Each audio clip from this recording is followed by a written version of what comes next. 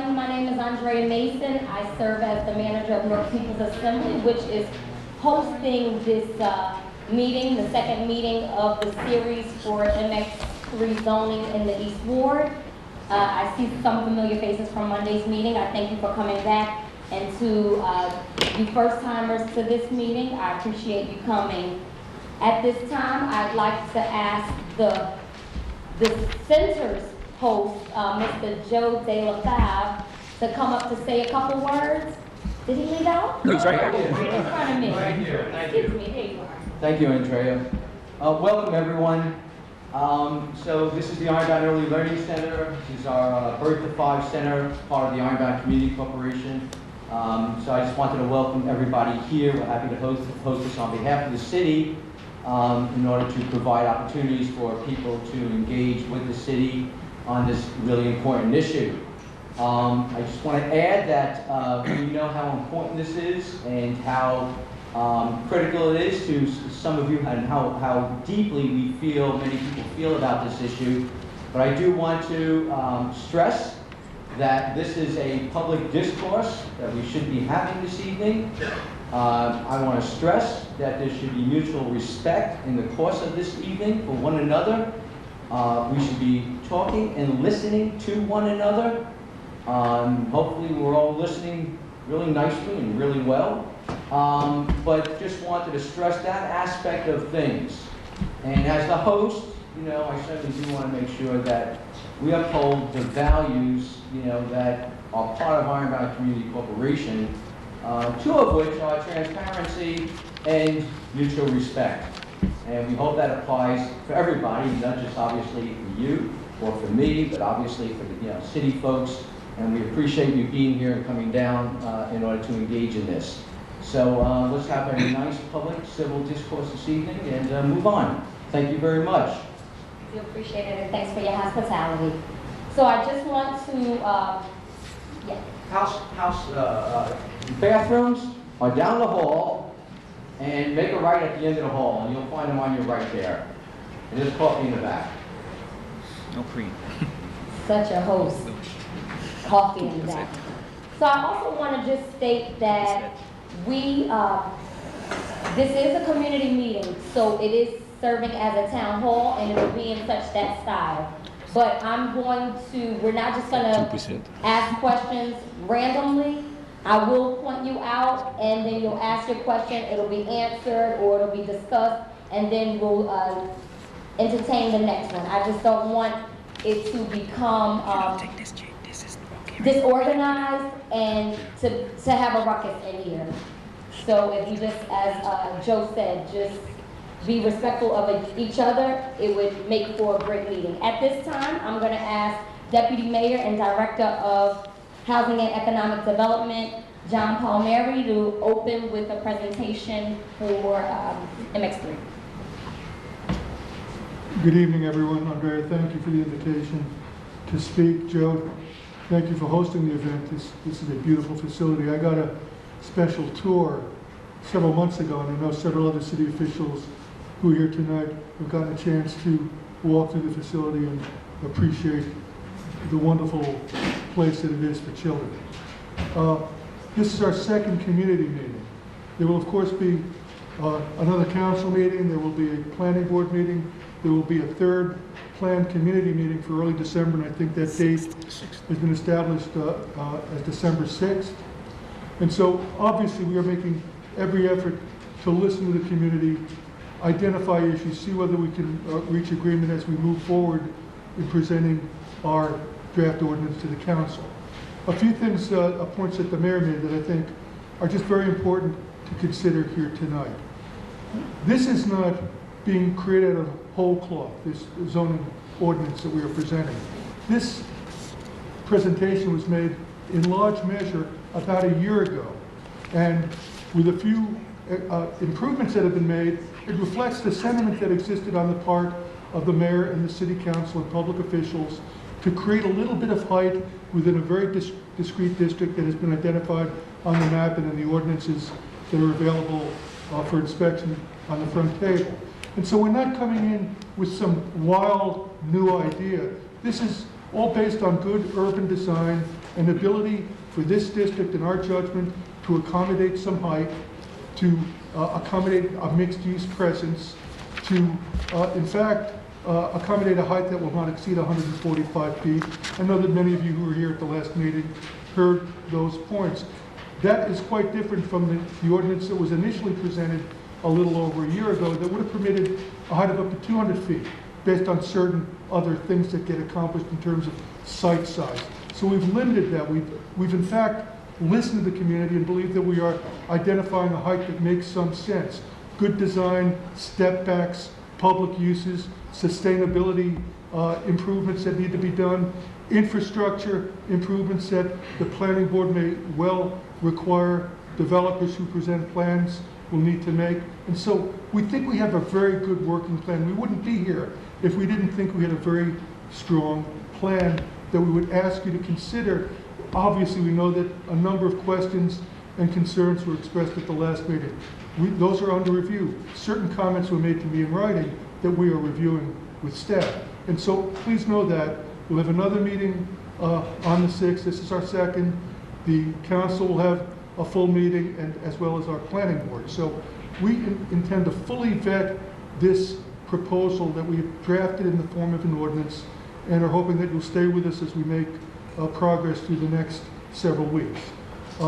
That being said, and I don't know if there are any questions, I have Chris Watson, who is our chief planning officer, here to make a more detailed presentation. I know that we've got tables. The ordinance is very specific. There may be other things that need to be adjusted or made more clear. Obviously, we're prepared to make those adjustments and listen to other concerns that will, in fact, allow us to improve the ordinance. But for now, I just wanted to open it up to let you know that on Monday, we began the presentation process. We're continuing today. We'll conclude the community meeting process on the 6th, and then from there, I'll go through the planning board and council process. Do you know what date the planning board will meet, John? The 3rd. Sorry, December 3rd. December 3rd. Okay, so Monday. Okay, thank you. Chris? Do you know what the timeline is for amending the ordinance based on feedback? Well, we'll have until the council takes its final vote toward the end of December. Yes. And so between now and then, roughly over the next 3.5 weeks, we believe that any changes, any adjustments can be made and then incorporated and brought to the attention of the council for their vote. So you can't give us a specific date as to when we'll know whether or not any changes are being made? Well, they may be made over the course of the next few weeks, but certainly no later than the council meeting at the end of December. John, hi, thanks. Follow-up, because at the council meeting yesterday, they specifically referred to the December 11th meeting, which is the first meeting that's over the legally required minimum. So is that not true? It's December 11th? I'm not sure. Chris, let me hand this over to Chris. I think Chris has details on when the council and planning board meet and other elements of the ordinance that are relevant and that we can allow Chris to talk about and then take questions. He'll know if it's possible that it goes to the appointment meeting. Yes. Thank you. To your question, James, there is a possibility that the council will hear this on the 11th, as long as it gets through the planning board meeting on Monday with the type of feedback we'll get from the public with recommendations as to what they would like to see the planning board recommend to the council in terms of how we amend this legislation. Yes, sir. Yeah, why are you doing this so quickly? This is a major change. You say it's a little bit of a hike. You're increasing the height 3 times beyond what is there now. This is a neighborhood where we care very deeply about the quality of life, the fabric, and historical qualities. What's the rush? Why are you rushing this with the planning board on Monday? I got notice for this meeting before Thanksgiving Eve. It wasn't able to be in the papers to get people here. Why are you rushing this? So we don't see it as being Russian at all, sir. You know, yeah, but it's going to the planning board on Monday. It was approved at the city council yesterday. It feels like this is out of control, and who has time to prepare and even see what's going on? Well, again, right to your point, like we don't see it being rushed because one of the reasons why we're here is to hear comments so that we can improve this. So certainly tonight is not a rushed event. It's an event where people can come and present to us concerns so that we could make this better. The idea is that this is not something new, as John said. This is something we've been discussing for over a year now, right? And we just know that we have to take into consideration, But if I can say, Mr. West, for over Mr. a West. year, it's been Mr. West. contentious for over a year and met with a lot of resistance in the community. And it's every time it just feels like it's before a summer weekend or whatever to get the least amount of participation. That's how it feels as a community member, as a citizen of the city that you're Let him working just for. talk. Next question? Yes, Joe. Mr. Gonzalez. Yeah, I think just as a follow-up to the previous questions, it certainly does appear to be rushed in the eyes of, I think, just about everybody here. There's not been a discussion about this in the last year. There was an intensive discussion about it when it was introduced last year, but there's not been any discussion of it since then. There's not been any community discussion of it since then. So this is restarting the process again. And when you contrast this with some other policy development matters in the city, such as the inclusionary zoning ordinance, where numerous meetings took place over a long period of time to try to get to a good place and a consensus place. And I can bring up other similar matters as that. This doesn't have that process. John had mentioned earlier that, there'll be a process, or this is a process for reaching agreement. But similar to Chris's question about a timeline or people's concerns about it being rushed, what is the process for reaching agreement?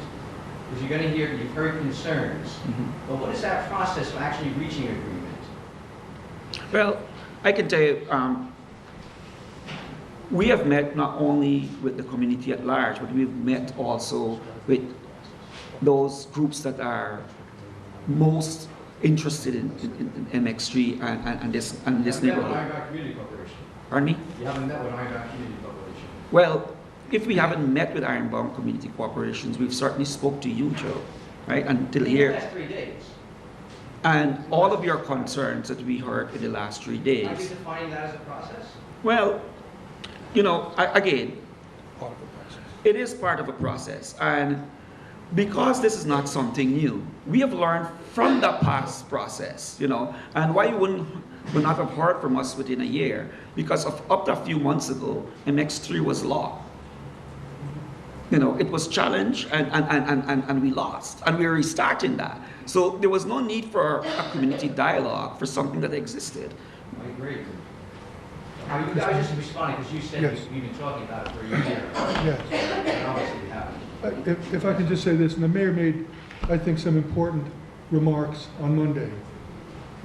Obviously, this is not a new thing. And to Chris's point, we believe that this was a sustainable and approved ordinance until a month and a half ago. And so this shouldn't come as a surprise. In fact, what we tried to do is consider reduction of height, and as well as making certain other improvements that will moderate the question of elevation regarding these new development programs. But the one other thing, this is the process. We're having 3 meetings, the planning board will review it, the council represents the interests of the neighborhoods and the people it serves, and they will be obviously taking a hard look at this. They made some comments just a few days ago about what they intend to do to make sure that people are listened to. But the one thing that the mayor said is that this is our time. Every city that has a transit hub permits elevation around the hub. It isn't a huge surprise. We've been very careful in designing a district, in designing the parameters of a district that will support transportation, that will limit parking, but will provide for some height. Buildings don't have to be that high.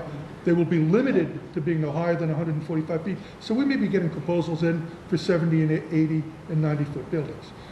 Nevertheless, the mayor talked about the need to move with some speed because we have opportunities now. The investment community, the development community have been talking to us about things that they want to do. And many in this room may say, keep it at 50 feet. developers will not be able to realize a return on investment unless they can take full advantage of these lots that exist. Now, that being said, our responsibility is to make sure that nothing is overdone and that we're sensitive to the built environment and to the community. But we believe that close to Railroad Avenue, within that 3-block kind of radius, more or less, 7 blocks, bounded by Green and Edison, and as far to the east as Union, we have a district that we believe makes sense for that type height. And time is of the essence. The mayor stated it. I would agree as the development director. I'm not a planning professional by trade, but this is the chance for us to get some investment, create some jobs, provide some housing, and make improvements within a community where many lots have been underutilized and are in disrepair. So that's the argument that I would make. Just a moment. So guys, Take the mic, please. I talk loud. So good evening. So one of the things I'm gonna ask, if possible, I recognize you guys don't like the speed that it's going. I understand that, but what we really want from you all is substance, as far as the thing that you want, different recommendations. What we don't want to do is this. We don't want to walk away from this tomorrow and say, okay, we know that they don't like the fact that we're doing it at this time, etc. But then we don't have your input about the substance. So if possible, just give us some details about what you want as far as substance, so we can take it down, and we can consider that, and then at least we can be able to say, you know what, the community wants the following, as opposed to how fast. Okay? Yeah. There's a question in the back. Can you come to the front so you can get on the mic?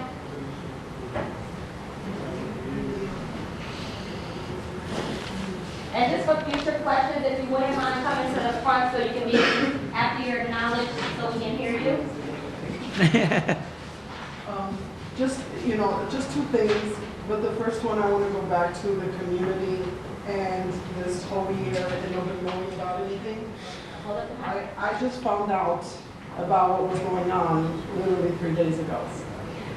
And because the people are not warned of things like this should only be put a small sign up wherever they're going to do the construction, like at the end of when things are about to just happen. Because then enough of the community doesn't have enough time to get involved or voice their opinions. We are all taxed until the yang, but yet we don't have a voice. A lot of the people, there's 2 people here tonight that don't know one word of English. They were never let known about anything that was going on. So I believe that things should be more publicized so people could prepare to have their voices heard. That's one.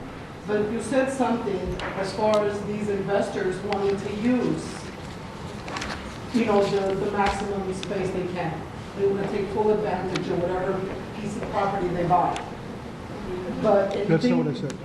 well, you said something about that. Because obviously if somebody's going to buy, let's say 2 acres, they want to get every inch of those 2 acres. But in doing that, what happens to the neighbor that's next to where they're going to build? And just on Main Street, this is just one example, just on Main Street where they're planning to also build something, the street is already totally congested. And they clearly have on their papers that they will not, there's not enough space for parking, and they're not going to be able to provide enough parking space for who's coming in. So here we are paying high taxes, and there's more people coming to build these high buildings, taking more spaces, taking more space in school. This is looking at just one apartment that has a couple in it. Both of them are going to have cars. Where are they going to park if they're going to provide one space or maybe no space for the apartments? And the schools are so congested. What about using some of those properties for our children? That's what we, I guess, I'm not the only one that's worried about. So what was the address of the issue? Andrea, can I just address one thing? And Chris has the next question. So just to your points, right, ma'am? We recognize that there's a multilingual community, right? Unfortunately, I don't speak a different language but English. We do have one of our staff here that can translate in, I think Lygia speaks 5 different languages, including Mandarin. The flyers that were sent out in different languages for tonight's meeting and the meeting on Monday. They were sent out, I'm sorry. Right. All due respect, where were they sent? Because I didn't get any. Did anybody get flyers in their house? No, they're flyers. So we didn't do a mailing to every individual home, right, with flyers. But on your second point, you were talking about people who are going to be affected by this development. So by law, we must notice within 200 feet of this upzoning district, all residents. When the city lost this lawsuit, we actually lost this lawsuit, not on the substantiveness of this ordinance, but we actually lost the lawsuit on our failure to proper notice. And we take heed of that. That's not true. That's not true. Just one moment. Just one moment. Right? Tomorrow, I can look at you dead in your eye and assure you, everyone that is going to be affected by this, by Saturday, will get 2 mails at their address. 1 regular and 1 certified. Because we are legally obligated to do that. Yeah, but you're telling me by tomorrow, by Saturday. Yeah. But what about this whole year? Again, right? And how did we all come here today? It's just by pushing word of mouth because we didn't get any notice. So, again, I'm sorry, let me just give you one example, okay? Next to my mom's house, okay? What street are we talking about She here? received it, I'm talking about the corner of Main. and 13 Main. Okay? One of the developers that's on the agenda, they already built one of the buildings. My mother never received a letter because she would have brought it to me and I would have most certainly made sure I was at that variance meeting. Okay, so, Wait, and she's had her house for 50 years. And do you know that they built their building like this? You can't fit one finger between the building. Damaged the whole side of her house while she yelled at the top of her lungs out her window and they shut her whole side of the house like a tomb. Where was the city to protect her from this? And this is why we're afraid. Now they're continuing to build on the other side in already congested streets. So I just want to know how whatever is going on is going to protect us. all right, so there are 2 things you're bringing up in terms of noticing, right? So what we are trying to do here is create a new zone, right? So by law, we need, as a city, to notify all of the residents that will be affected by this. So we need to do that. With your mother's example, right?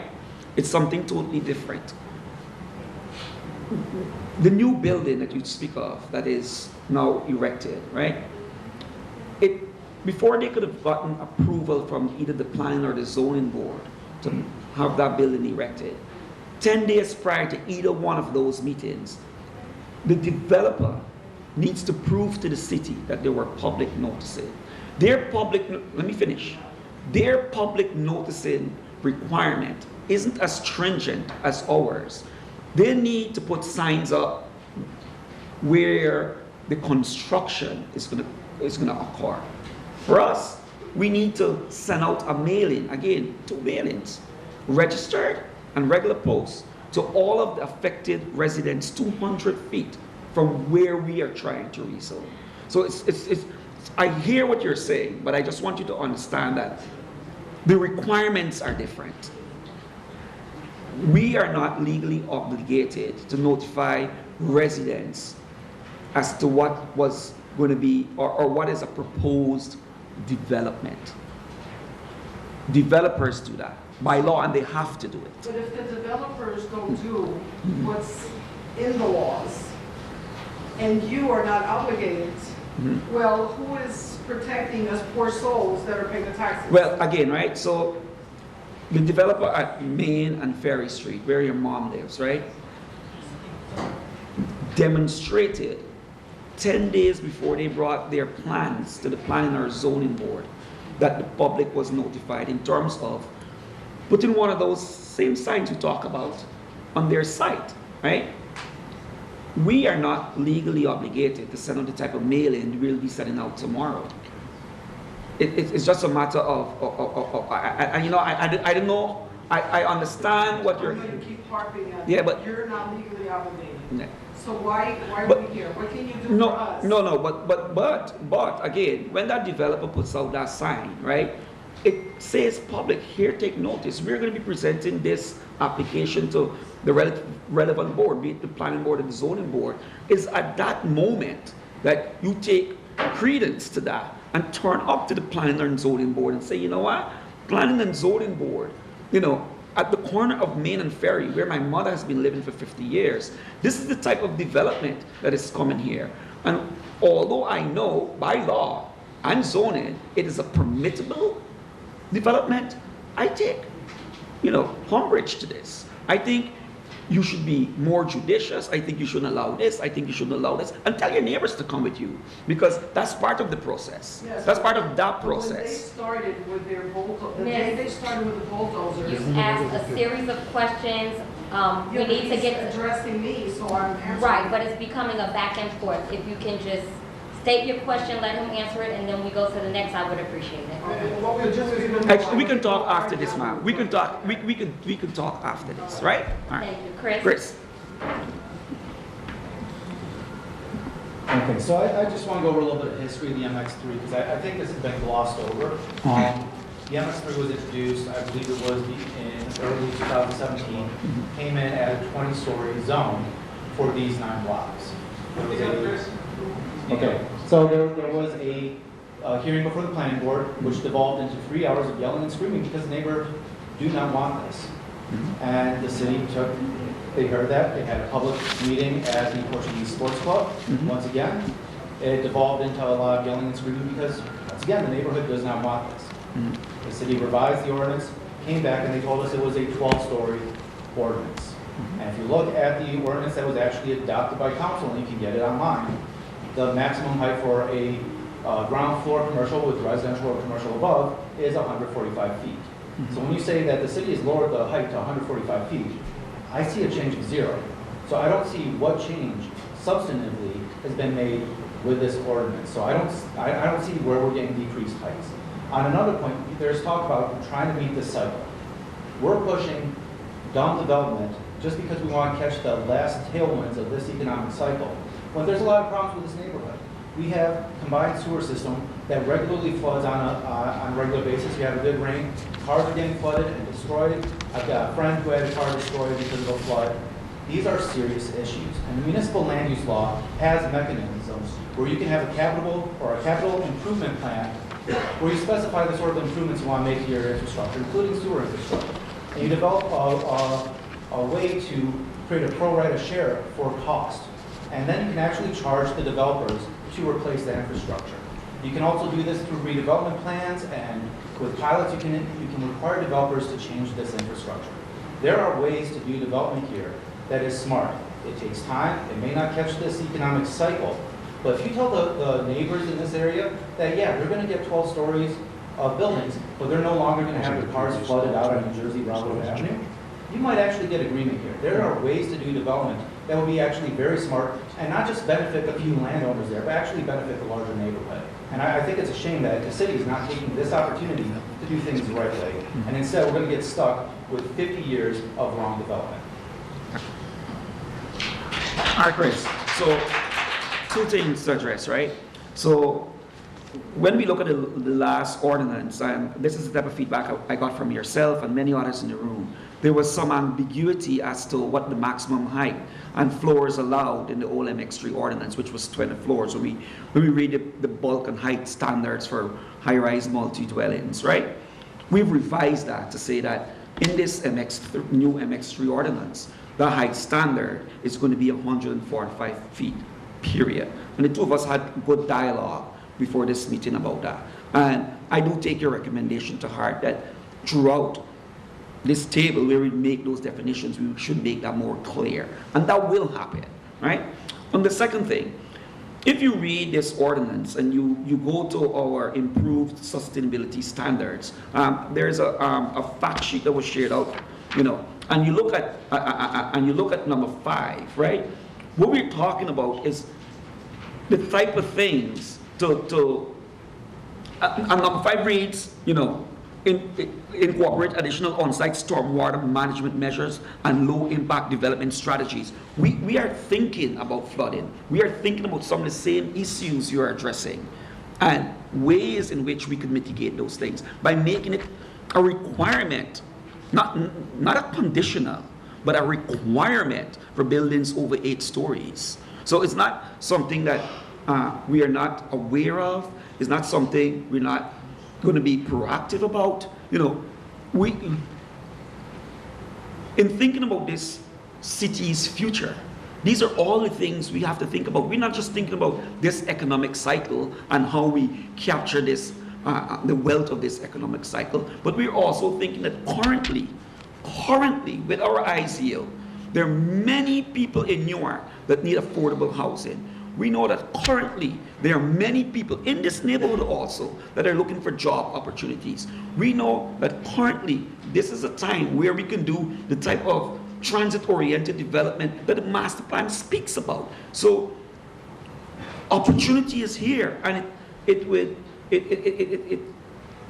go against prudence not to strike at opportunity. So I guess two items. One, in terms of the height, the city told us it was 145 feet. Planning work found a loophole that would allow 20 stories. The loophole was closed. I don't see that as a game. I see that as fixing an error. I'm assuming that was an error on the city's part, and that is being fixed. And we appreciate that it's being fixed, but we still don't see the decrease in height. In terms of item number 5 of the sustainability standards, this is purely for on-site impact of the rain that falls on the site. Now, I'm a licensed professional planner. I do testimony before boards. I sit before boards. I hear engineers come in, and what they will say is that the lot is already 100% covered. So when we build this building with 100% lot coverage, it's not changing anything. It's not generating any new stormwater flow. Therefore, we don't have to do anything. What I'm saying is there are ways not only to address stormwater on site, but actually to address it off-site as well. And also, one thing that item number 5 does not address is the 1,000 toilets that are going to be added to this combined sewer system. Requiring these off-site improvements of infrastructure will address both issues. This is an opportunity the city is missing out on. And I want to go back, and I don't want to have a back and forth banter about this, and I do take your observation seriously, but in a matter of zoning a district, right? These type of concerns are not lost on us. That's why we have an engineering department. That's why we have a department of sewer. Because when these developers are now going to take advantage of what we have zoned, it's at this level where this conversation really becomes what we will allow to be built, But from the planning perspective, what we are doing here is allowing for us to have that conversation as to what those projects looks like. There's no key. Okay, before Mr. West has his question, and then the gentleman in the back, and then you, Juan wanted to add something. Correlate to what Joe said, the maximum lot coverage ratio is 60%, not 100%. Yes. And there's down to about 145 feet. Ferry Street is protected to 5 stories, 100 feet near Ferry Street. Any residential surface on Ferry Street cannot exceed, as proposed in MX3, 5 stories. So it's disingenuous to say that everything's going to be built at 145 feet, right? And secondly, in terms of infrastructure, but it should be stated for the matter of transparency, right? So, and I work for the city, I'm a planning researcher, but the reality that the proposal puts in place protective measures regarding the scale. Secondly, the master plan does not place a height limit on Ferry Street. It says mid-rise is 8 stories and 20 stories, and to build where appropriate and recommends building around Penn Station. You can see it in the master plan, I brought it with me. you don't argue it's in the master plan. So it never imposed a height limit on Ferry Street. Never. 20 stories was allowed, it was recommendation. You're wrong. And I'm not wrong, I can show it to you. It's not the master plan. You can't get away with. We're gonna stay respectful. Mr. West has the question, and then the gentleman in the white shirt. Well, I'm glad you want to talk about substance. Mr. West, get the mic. And that's what we should be doing here. That's what we should take the time to do. But why was this put in front of the council for approval yesterday when you want to talk about substance? It seems like this is just something you're checking off your list. Oh, we had a community meeting and we're done. Anyway, from our point of view, this has nothing we want, but it has everything that 3 developers want. And you are saying we need to jump on this moment. There's nothing stopping the developers who own land on the other side of McCarter Highway to do transit-oriented development, high-rise. Nothing's stopping them at all. So why are you smashing this ironbound? It has nothing that we want. What we want we want a major new park, we want schools, we want community gardens, we want a theater, we want the fire station restored, we want arts and culture and education, we want a dog run. There's none of this. You're saying the planning board is here to protect us, or the zoning board? The parcel on Union Street was approved against community opposition at 1 a.m. And even though the developer rewrote this ordinance, he's not even able to adhere to a setback. So this has been submitted to the city of Newark, 2013, Newark Economic Development Corporation. You say you want substance and comments. I don't believe it. It doesn't feel real. So what do you say to that? So as far as the, Can you guys take the mic, please? so as far as the reason why the fact that it was on the council agenda yesterday, we should at least all know, or at least let you know that, of course, before it's adopted, that's when you all can also make the comments that you want at the council. And with that said, right, the council members can decide, you know what, we want to change certain things on this because of the comments that you make here. Council members can also get a copy of the notes that we have here and say, you know what, these are some of the things that people from the community asked for, and you know what, we want this to be in it before we pass it. So I don't want you all to believe that because it went through first reading yesterday, that it means that it's over with. Because that's not the truth. The truth is, and it has to be, it has to go through the process of the planning, and when it comes back to the municipal council, you also have an opportunity to voice your opinions there, and the council members have the ability to amend the ordinance. But substantive changes have to be reintroduced, right? But again, So then you're just delaying the process. Why not delay it up front? well, again, that's the process. That's not necessarily the process. Okay, next question. Can you step up? All right, thank you. So a couple things, you wanted specifics, appreciate that. Just like to point out that it goes both ways. I appreciate some of the great general answers the respondents have given, but we want to make sure that you don't run out the clock. So we're going to try to hopefully get everyone's voice heard. The second thing is that I got a reply sheet that you guys had put together based on the comments from the city from last Monday, which was good. But of the 7 items, We're listening. I'm sorry. it's the kind of non-listening that, you know, No, gets we- it. It's no. exactly what one of our, so of the 7 items, 4 of them are completely meaningless and irrelevant to the issue at hand. So that leaves 3, which would have left you with a less than 1.5 page response. And would, you know, if it was a 6th grade report, you would have gotten an incomplete. Again, that's the kind of thing that, comes back and it just infuriates people. So to get to real specifics, why is this legislation being rushed? The city of Newark must be proactive in this volatile community. That doesn't mean anything. It's completely vague. And the question was way more specific, why December 31st? What's that magic number? who's pushing that, why, who benefits from that, what's the harm in going till January 15th or March 1st, specifically. People come up and they go, oh, there's some deal or somebody's gonna, or whatever. Maybe they don't have to do inclusionary zoning or whatever, but it's hard to really respond to that because we don't know, but it's a legitimate concern and it's not, frankly, it's not being addressed. Also, the 145 feet over that, as you know, needs a variance. So we appreciate that language for 145 feet was in there, but as anyone in Newark knows and will tell you, variances are handed out, not disrespectful, but really are handed out like candy at the zoning board. So in effect, we've asked for meaningful change and meaningful input and meaningful difference.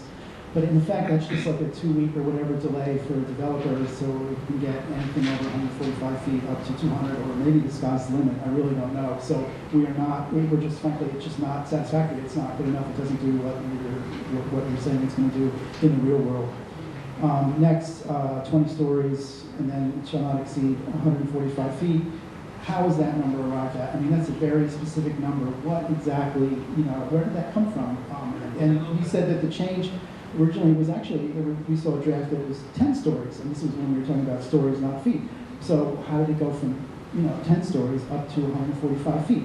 And then we look back and we see that there was the one project that was voided by the judge's order was exactly 141 feet and 4 inches high. Those numbers are very, very close. I think it's like, 0.5% difference, and it really makes you wonder how that number was arrived at. We haven't gotten a satisfactory answer to that. And lastly, again, about the process and the conversation, with all due respect, you are having meetings, you're following it as you have to, but there really have been no substantive changes yet. So it's not really a conversation, it's just a one-way thing, which again goes back to last year and this year. And I just got to say it because, it's one of our main concerns. It's not meaningful and it's not believable to us based on everything that's happened, not only last year, but in the last couple of weeks, that, as her great council president said, that meaningful changes will be made, or as said here today, it's just not believable. It just does not seem like a discussion or a conversation. Thank you. Oh, so, Mr. Powell, do you have a question, or these were just comments? Those were comments. Okay. Again, the two things about why 145 feet, the variances don't do what they say they're going to do, and what's the other? Why is it being rushed? Those are unanswered questions. So speak to the height of the 2 versus now. Speak to the stuff that you sent over that was already in the ordinance. Yeah, so, again, Meetings as well. yeah, so, is it fair to say, James, you're here with Plan Newark, right? And as a resident. And as a resident. And is it also fair to admit that we have met with Plan Newark twice? Twice. You've had an audience with the mayor. You've had an audience with Corporation Council. Twice.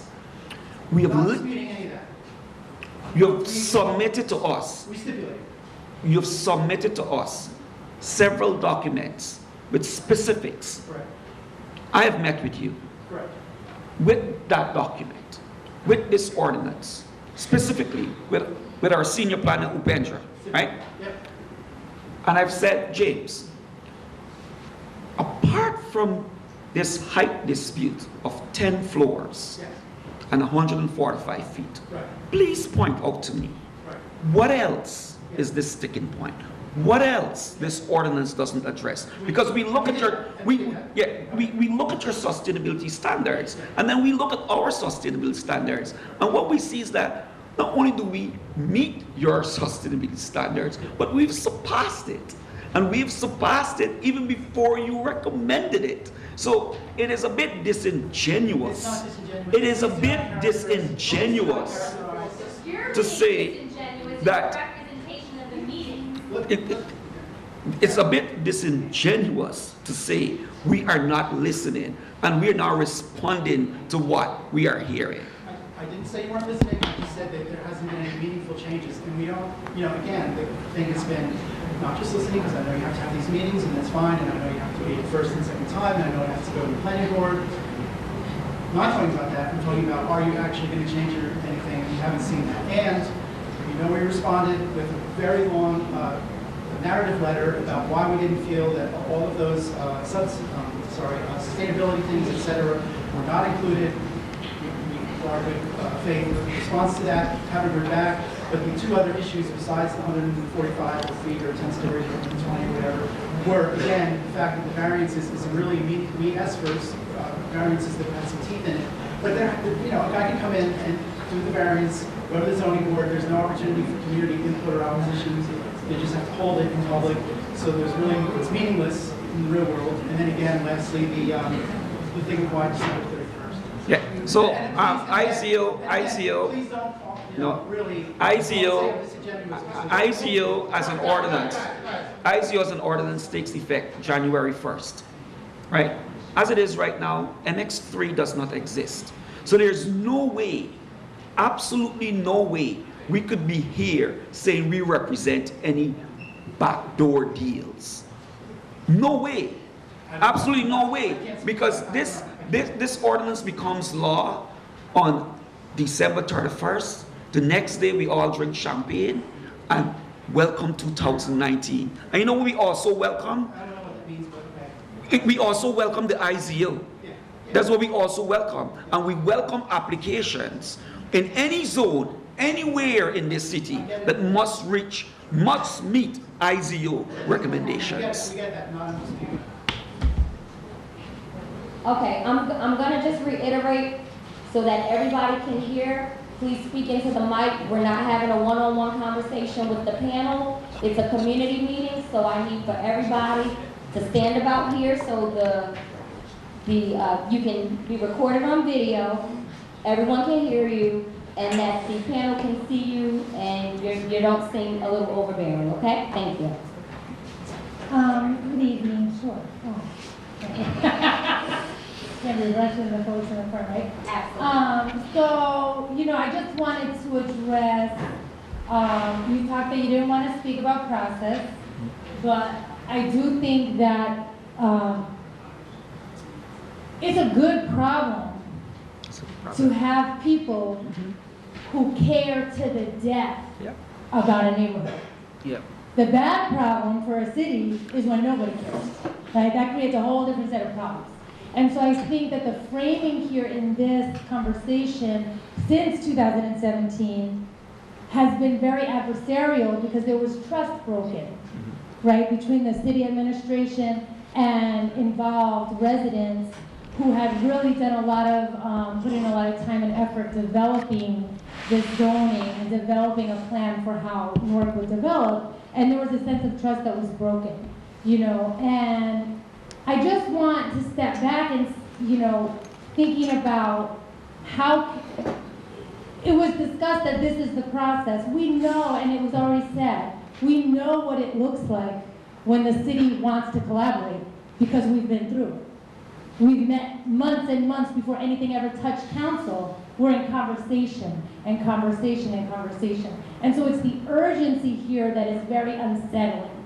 Because urgency usually has, urgency makes us feel, as has already been stated, that there is something we can't see that's at stake. Because what is at stake? Very vague things have been said over and over again. There's a moment. What moment? Describe it. When is it ending? When did it start? Why is it going to end in 3 months? Why, if we don't do it now, do people suddenly get itchy? It really begs, and the funny part is, I think sometimes a lack of transparency, and not coming from a bad place, just like as a rule, makes people suspicious, even when there's not something to be suspicious of. It puts people in power in a bad position, even when they're not doing bad, right? And so I think that transparency would help this a lot, and also just, if you rush it, we will resist. I think that's basically the thing here. So people, we don't want to talk about process. If you rush it, we will resist. And there will be adversarial relationship where there could be a building relationship. Where we could help, because the people here who fight against things, we fight just as hard for things. We don't have to be against each other. We can actually work towards something that's even more beautiful than either one of us could imagine. Right? That's what an actual collaboration can look like between residents and a city government. And I just think that this is an example where The residents are being treated as a stumbling block. Why can't they see? They're against progress. It's so backwards. Everybody's doing it. I mean, I know if anybody has like an intimate relationship, right? Like you're in a marriage and your partner says, I want to do something, and you say, why? Because everybody's doing it. That's not good enough.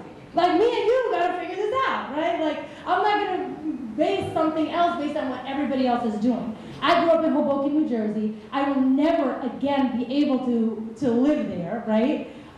You can't live there unless you're in subsidized housing or you bought something in like 1961. So, you know, I don't want to hear that it's good enough to do what everybody else is doing. Because Hoboken, New Jersey is a shell of a place.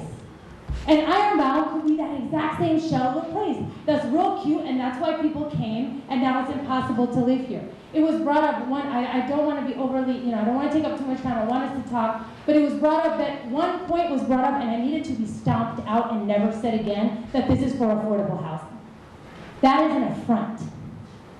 That is an affront. Every new development, I have personally been somebody looking for housing in the Ironbound, and every new development, I have not seen a single thing underneath $1,500 for a studio apartment.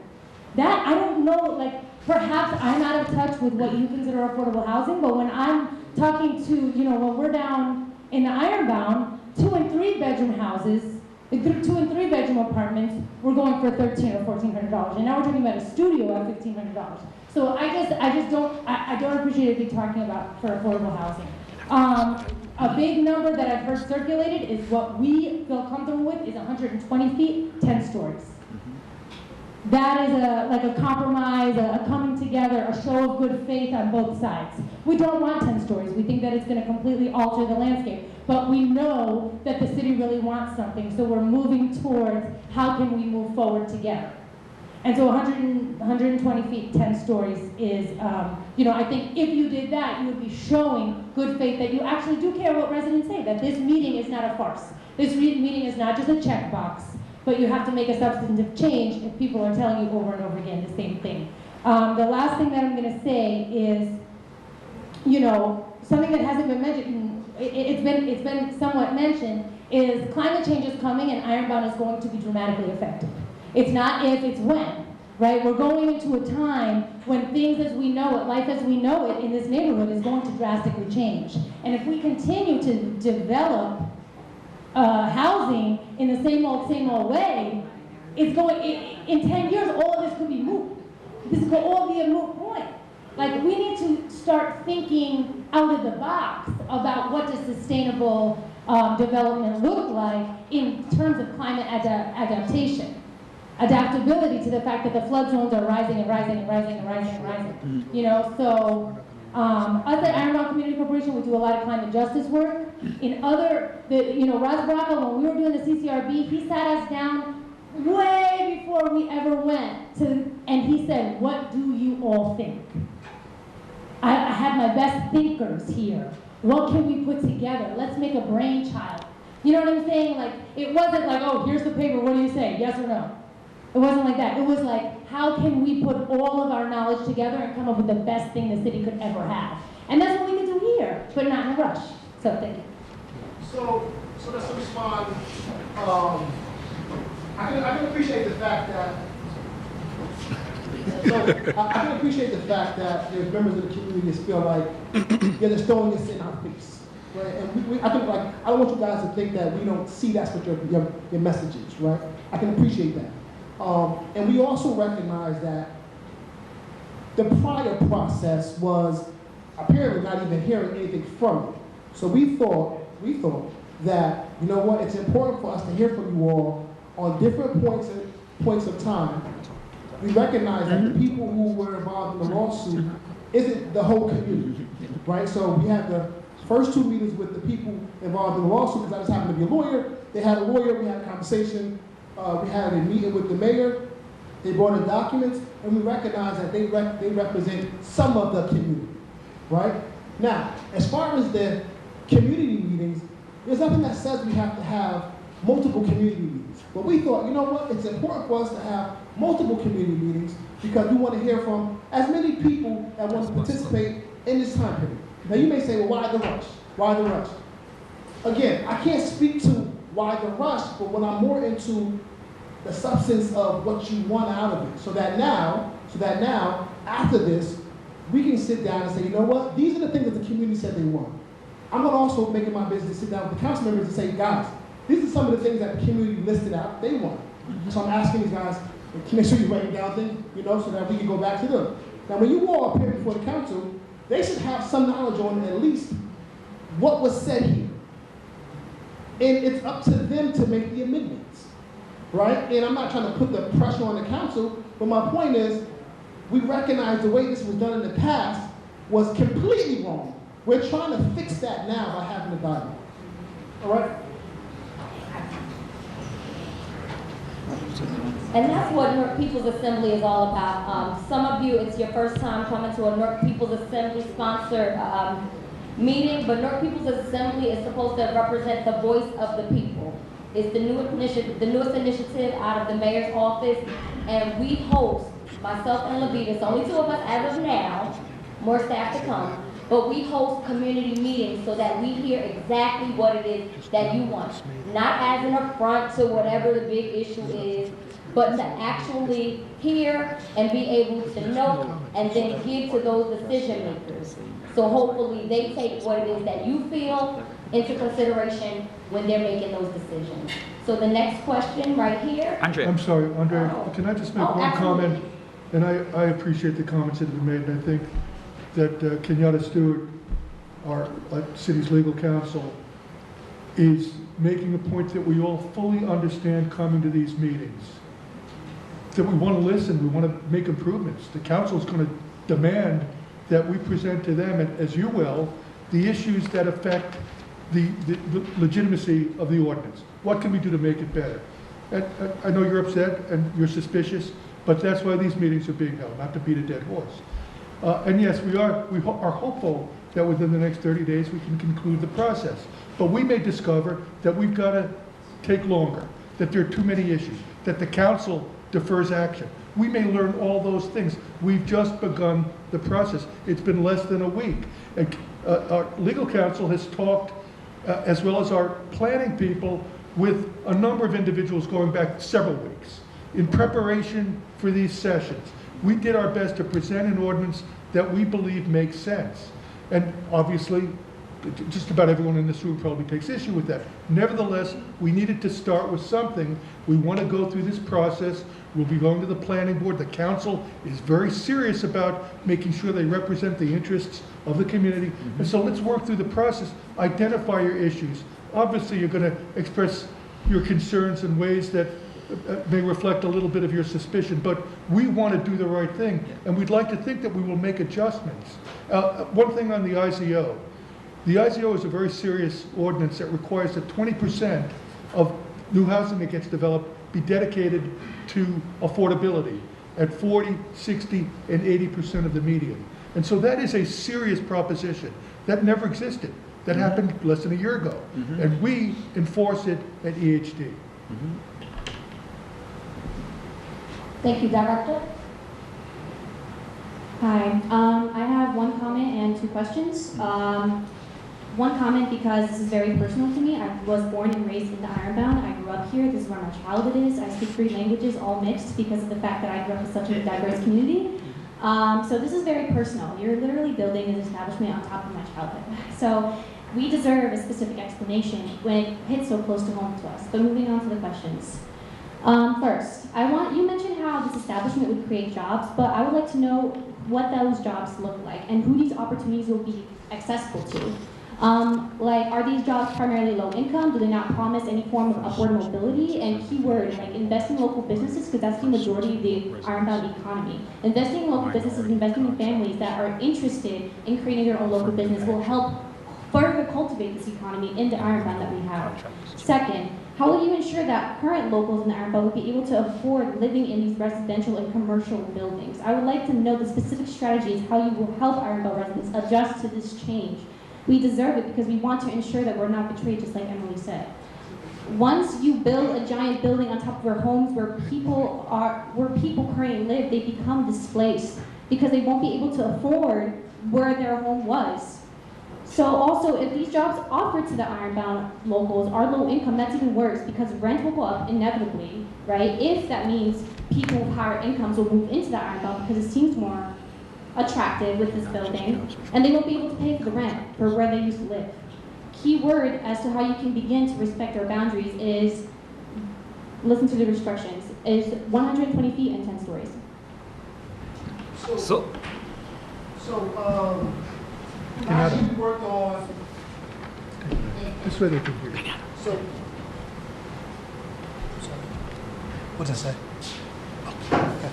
So last year, we worked on a tax abatement ordinance that speaks to if the city's giving you a tax abatement, you have to include a number of things, right? So one of the things is, as you're building, you have to make, and they use the word best efforts, right? And that's kind of one of those fuzzy words, but you have to do best efforts to make sure that you have Norkers on the project, right? So for example, what does best efforts mean? They have to prove to us that we went out and spoke to the folk who are involved in the community to make sure that we have people from North working on the project.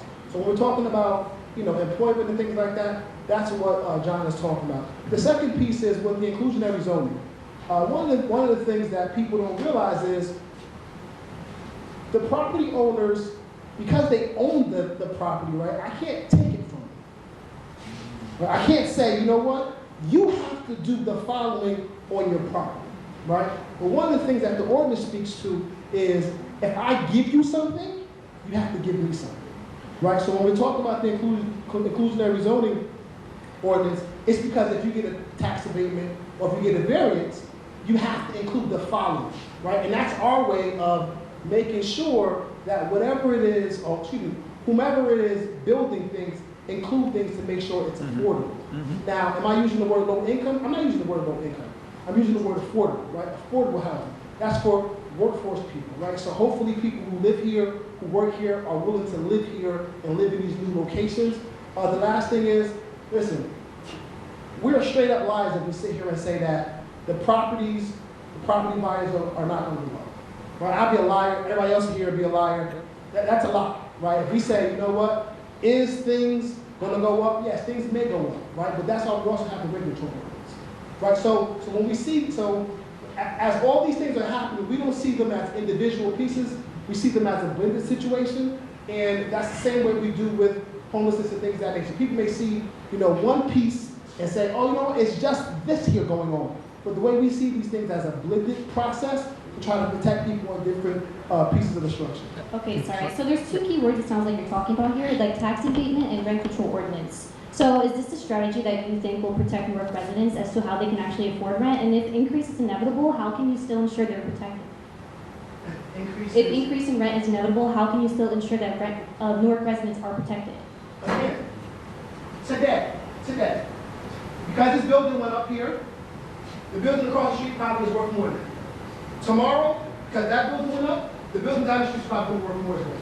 So I'm not going to sit here and actually be naive to the fact that as something builds in the parking lot, the building across the street, that property value is going to go up. I mean, it's the truth.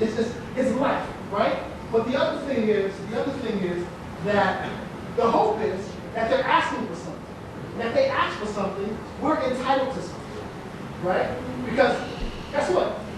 This person can keep their property the way it is, and guess what? It'd be a parking lot, and we have to live with a parking lot. But if he or she decides to build on it, and they want something from the city, they have to do certain things. When you say we're entitled to something, do you mean you as the people who are in this room, or do you mean the local residents of Newark? No. So the IZO would address, the inclusionary zoning would address one of your concerns in terms of affordability in apartments. Rent control also does that by saying rents can only increase by a certain percentage to protect people.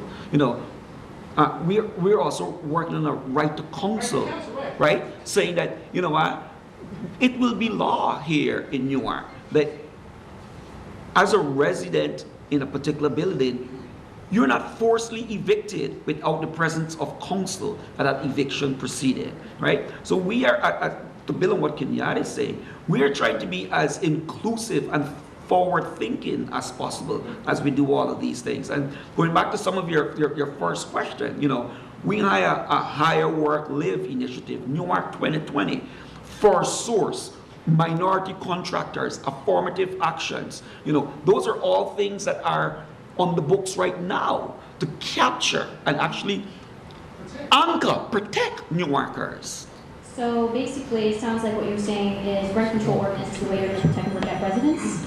But it's not just, hear me out, it's not just the rent control, right? So It's not all just tax rent. abatement, which is what you said. But this is what I'm saying, it's the rent control, right? It's the right to counsel. So in other words, rent control says, you know what? If you didn't register your property, right, the courts understand that if you don't register your properties, guess what happens? The case gets dismissed, right? Right to counsel is also, and some people who are working on the right to counsel ordinances can now, right? They understand if you are wrongfully convicted and you come down to where the office is going to be, what happens? We're going to offer free legal support to you. Yep. So it's not just an independent support. It's a blend of things that Yep. we have in place. Yeah. Okay, so let me just take a step back. I still don't feel like the question in which what these opportunities look like was answered, because even if you have rent control, if these rents increase slowly to the point where people are not able to afford them, and they currently have a low-income job that offers no form of upward mobility, they're inevitably, in the future, within 10 years, are still going to be evicted and not be able to afford that place. But again, unfortunately, It's like I called said, economy. this isn't my property. Kenyatta's own this building, right? But if Kenyatta says, you know what, if you built this building, I expect you to do certain things, then so be it. Realize that if they build it and I do nothing, the property value from the person across the street goes up, and we still can't protect I it. apologize for the interruption, but I was being specifically asking about job opportunities. It still wasn't answered. Okay, Like, let what me- would those opportunities let- look like for people? And we can drill down on the affordability question and how These are the rent job control opportunities works. right here. But we've got in the ordinance requirements that anyone who gets a benefit from the city, any developer, as Chief Legal Counsel stated, needs to do certain things to identify local people who they will hire. From construction to placement in retail jobs that will exist within their building. There are responsibilities and requirements. Now, there are constitutional limits. We can't demand it. Going back 20, 30 years, cities used to be able to do that. Now we have to say best faith efforts. But we demand that developers, builders, retail shop owners have to take affirmative measures to hire people from within the community. Not only the construction, but the permanent jobs that occur afterwards.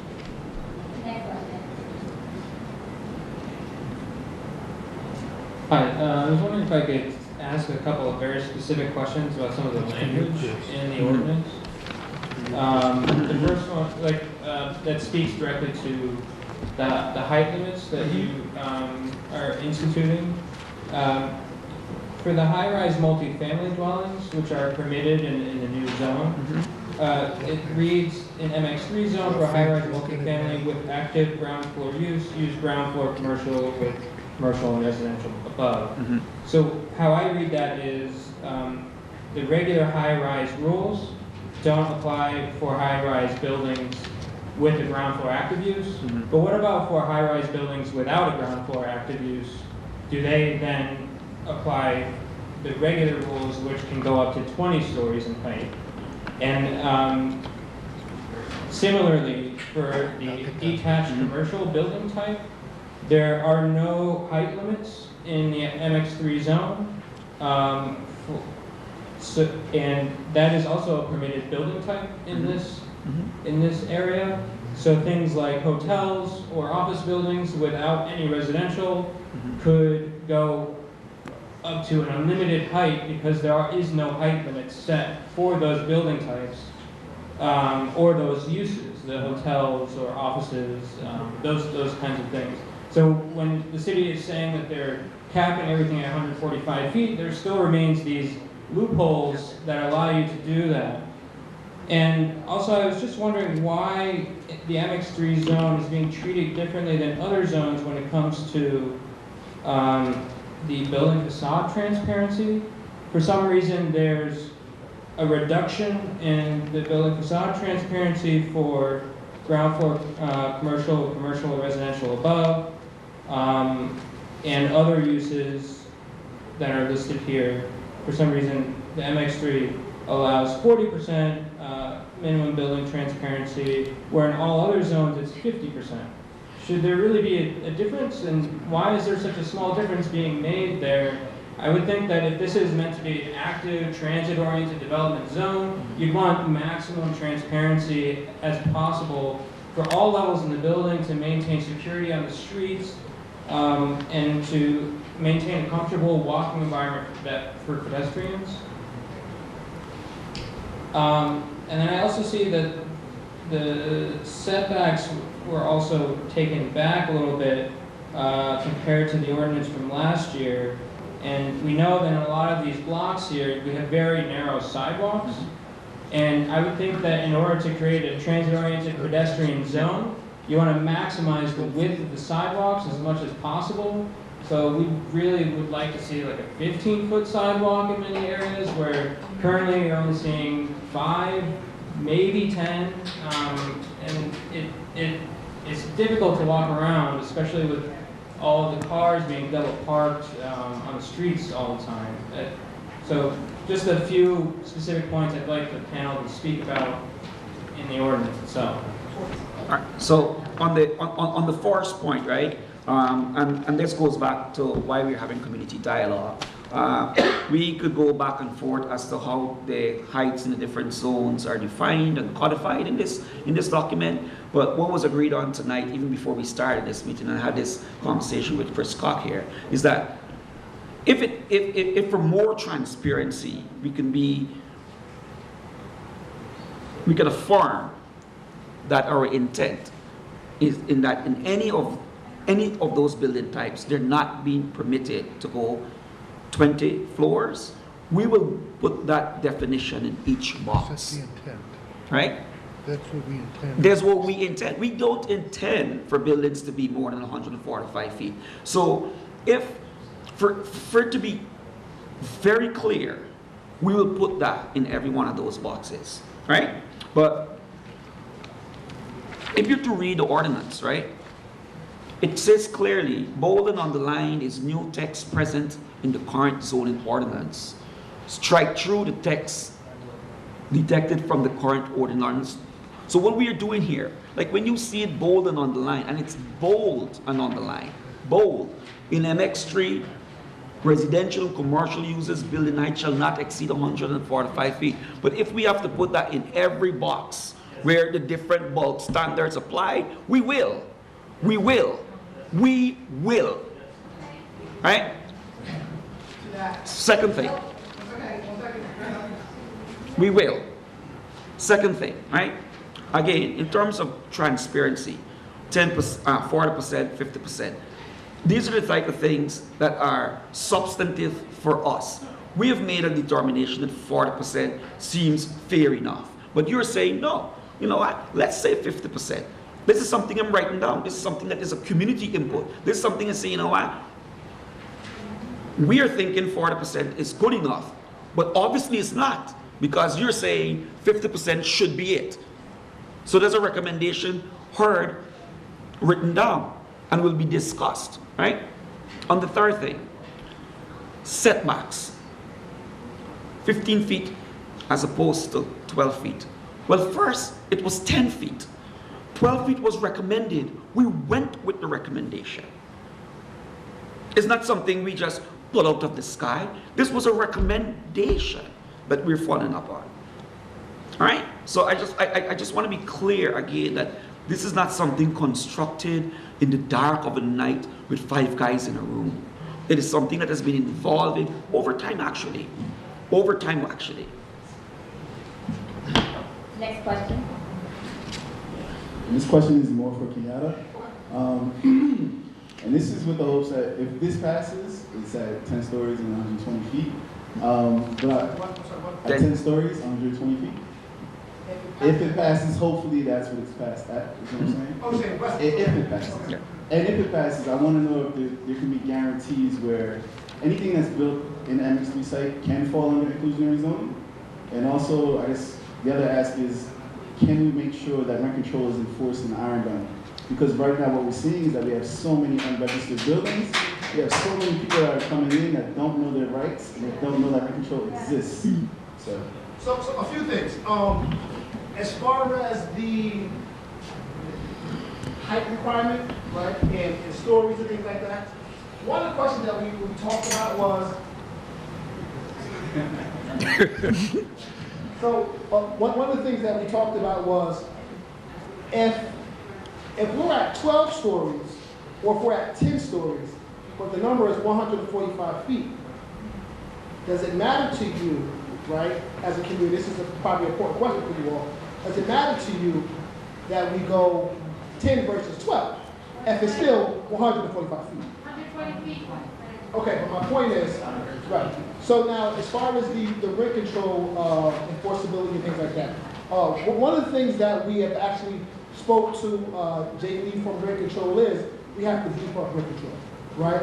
And we're actually thinking about doing a whole, campaign on the rent control and the fact that people should be protected and people should, let us know if their landlords are doing certain things. And we're working on that. That's one of the things that we actually were talking about in reference to the right to counsel situation. So that's one of the things that's, again, it's another part of something that can protect the community that we're working on that. Right, we're working on, listen, we need to come up with some signage. We need to make sure that we put a mailer out. We need to come up with something to make sure that more people in the community know about rent control and the fact that, you have protections and that, and again, with the right, and you're part of the right to counsel conversation, that's going to be hidden. And, we have to include, everyone to put right to counsel in rent control or not. So there's a number of things that we're trying to hash out. We recognize it's not perfect. Right? And that's what we're working on. Right? And like any other thing in life, guess what? Ordinances can be amended. It's like the rent control ordinance or the right to counsel ordinance. Later on, if we find out we need to add something, we're going to consider.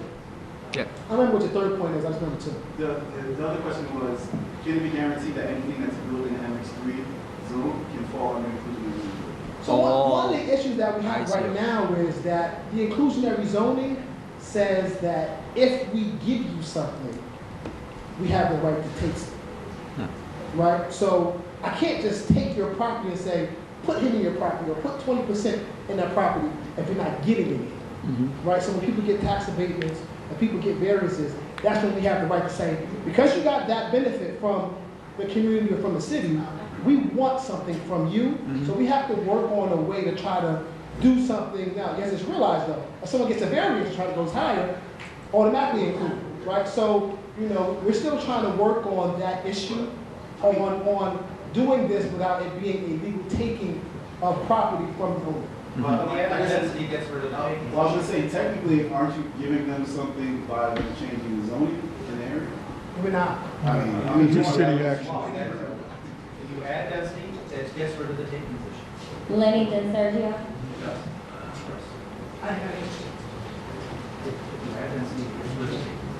How you doing? I had a couple questions, but a couple statements first. The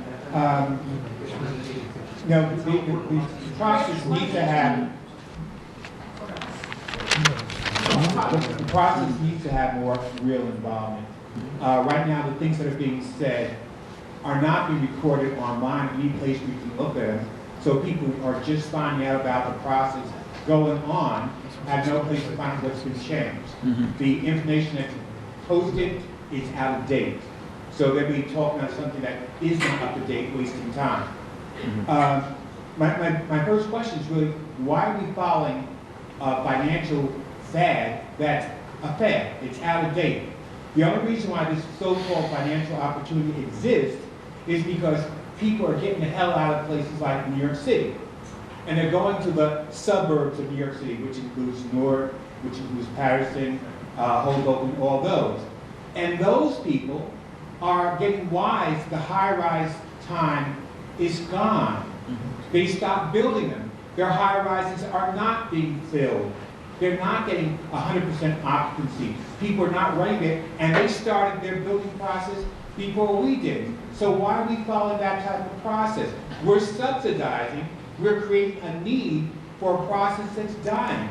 It may go for 10 years, they'll get all the money, but in the end, people who will live there are not vested in Newark. They're going to be financial nomads.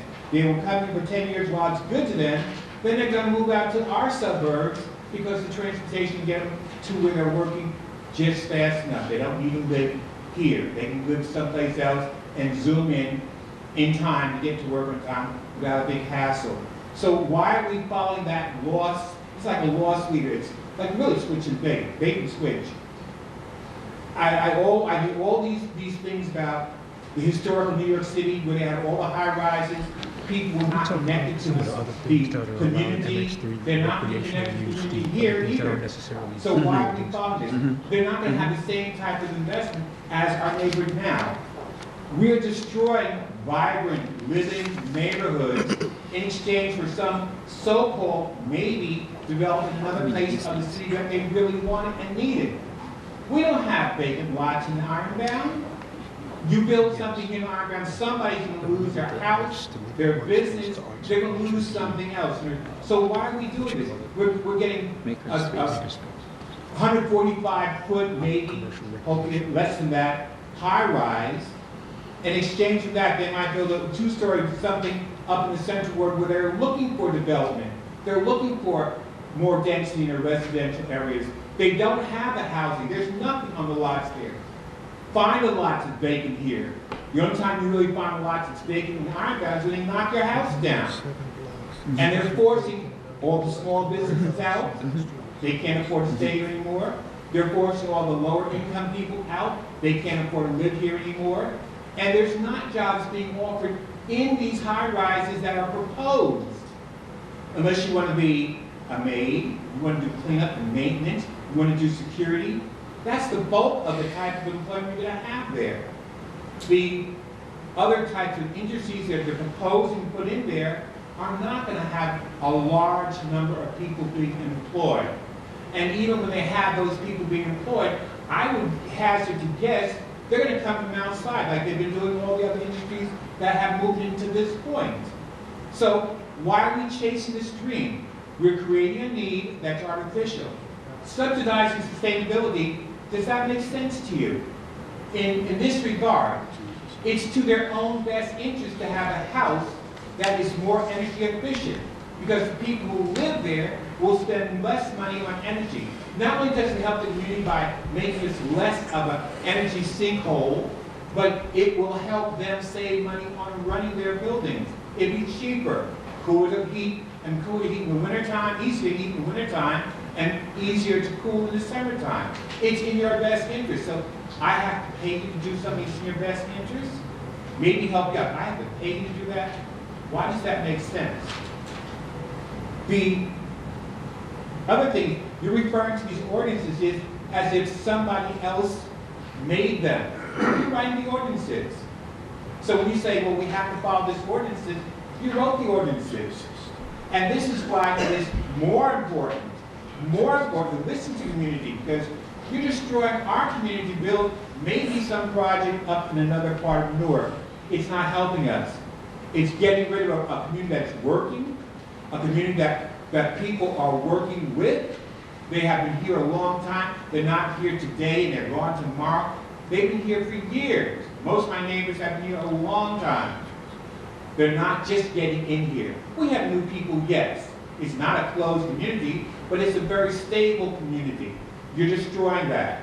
The people who come here, I would bet money, they will not stay here for the length of time that the people have been here before. And they will not be involved in the community. They will not keep things going the way people who have been here up to this point have done.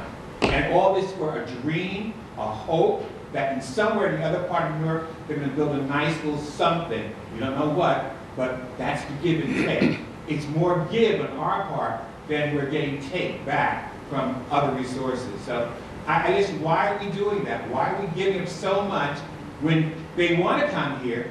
Why are we giving them so much to come here for so little return to us?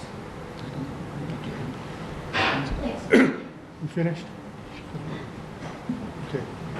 I would take exception to the claim that you make that mid-rise buildings are a thing of the past and that they're obsolete. That just isn't true, and I say that respectfully. That's not true at all.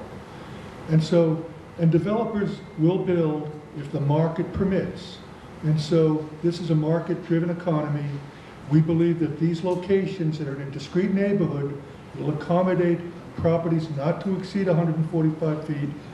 Many may come in at 8, 10 stories. Nevertheless, sir, I would say that your argument that these so-called high-rises are obsolete and a thing of the past is not the case. It isn't the case. I say that honestly. As a practitioner, someone who's been in city government doing development for 40 years. Now, the other questions are relevant. Do we want to create impacts that are unreasonable for the neighborhood? Are there infrastructure issues? Those are all legitimate questions that have been asked. We've got to deal with them. The city does over time, by the way, because many of these issues are going to take hundreds of millions of dollars to repair. In the meantime, can we limit impacts? Can we use good design?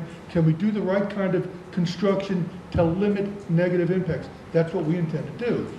And so if the market encourages a developer to come in and build a 100-unit building that's 10 stories in height, and he does his pro forma, and he works with the bank and his financial supporters and presents a project and creates a new rateable, by the way, and creates employment for the construction industry and some permanent employment for those who work on the premises. And I wouldn't demean those kinds of jobs, by the way, from security to people who manage property and work on property. So I just think that there is a net benefit if we do this correctly.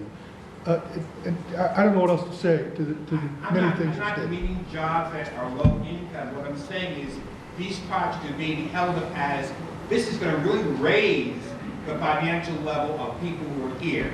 These jobs will be uplifting. What they were making before, they're going to make a lot more now. It's not true from what I've seen so far. The jobs that they're offering are not high-earning jobs. Okay. We hold that up. Okay. That's, Can I just that's say what we're this? looking at, but that's not what comes in here. Okay. Okay. That I disagree. what I meant. We are a growing corporate commercial center for the region. Job growth is expanding in Newark. The transit facilities attract new residents and new development.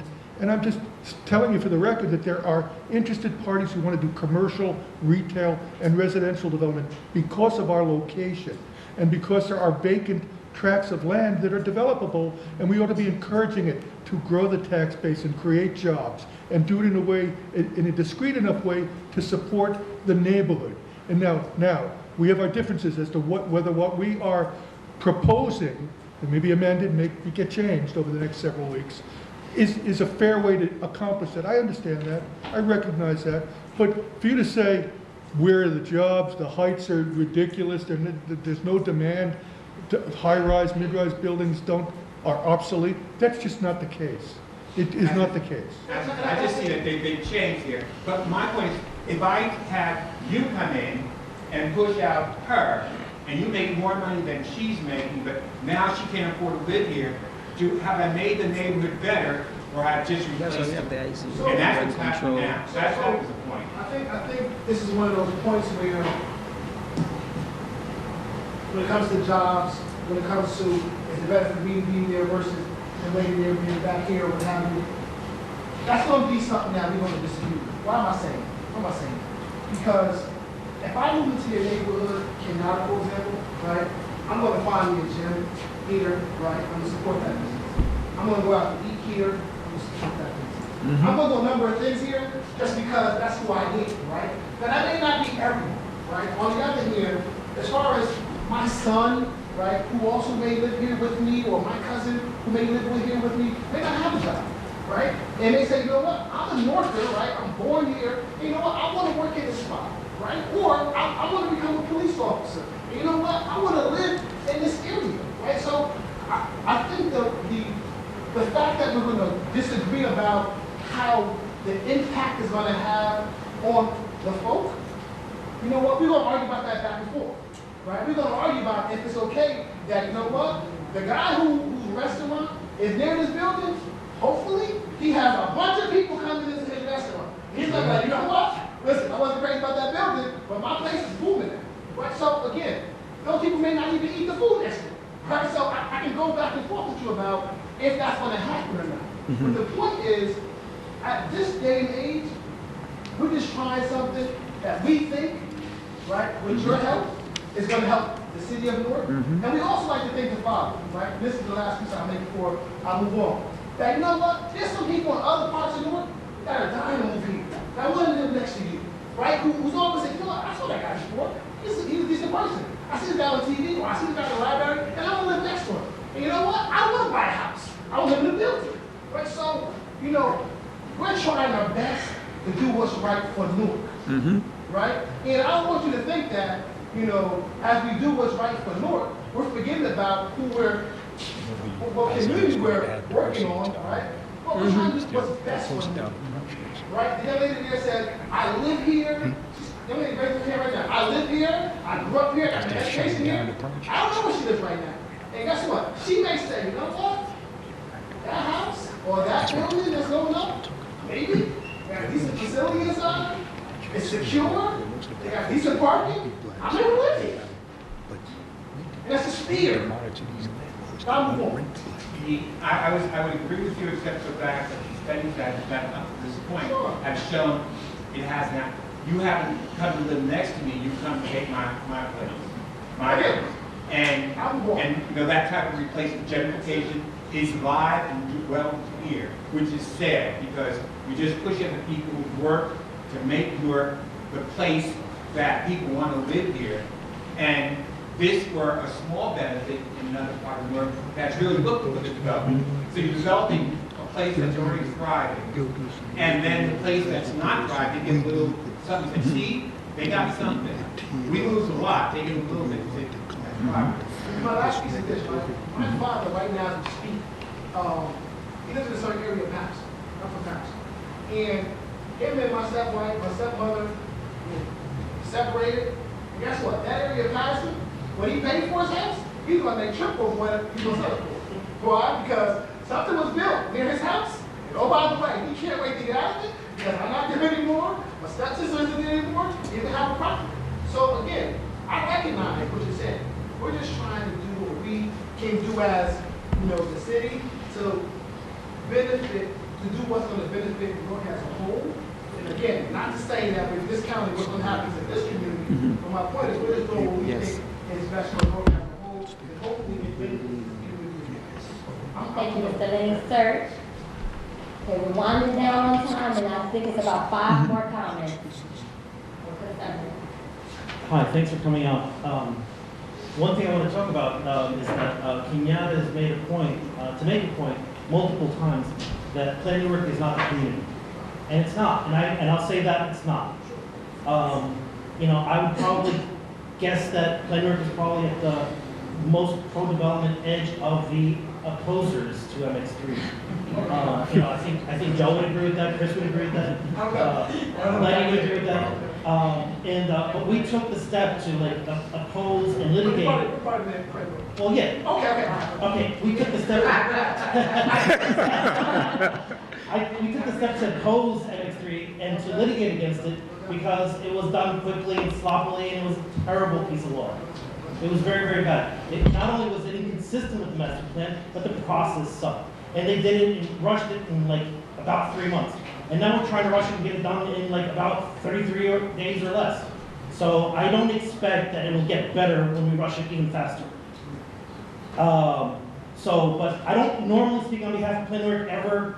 I usually speak on behalf of myself, but today I will gladly stand up here and say that Plan Newark stands for the people and stands, even if the people have a slightly different impression than maybe some of us might have on development, we stand for the voice of the people, always. And rushing it is the wrong way. And as we discuss the specifics of the ordinance, we keep pointing out inconsistencies and loopholes and where it just doesn't, it doesn't work for clarity. But one thing is sure, that whatever we do, we should be doing to make Newark better. We should be doing to make Newark better. And so when we are allowing developers to go up more or to go denser because we see a benefit from, we should look to make that a better space, not a worse space. Couple of things that I want to specifically talk about is the active street life, is the ground levels. I know that like immediately around the MX3, there is a lot of low rise, and with the zoning that they have, and their buildings, they're not gonna go much higher than where they are now. You know, they're 2, 3, maybe 4 stories, and partly of the reason we had opposed MX3 is because we envisioned monstrosities like the one that was approved and then struck down by the court. Struck down by the court because MX3 was, 1, inconsistent with the master plan, and then 2, the process was wrong. The process of community input was not followed. But the monstrosity was a monstrosity because, now let me go through. At the ground level, people on every facade, on every side, are looking at 2-story blank walls of parking. Their active streetlight is going to be killed. So that's 1. 2, there's a, if one level of parking is bad because it's bringing so many cars to the area and makes the streets hard to drive, adding 2 layers of parking makes it even worse because our streets are small and narrow.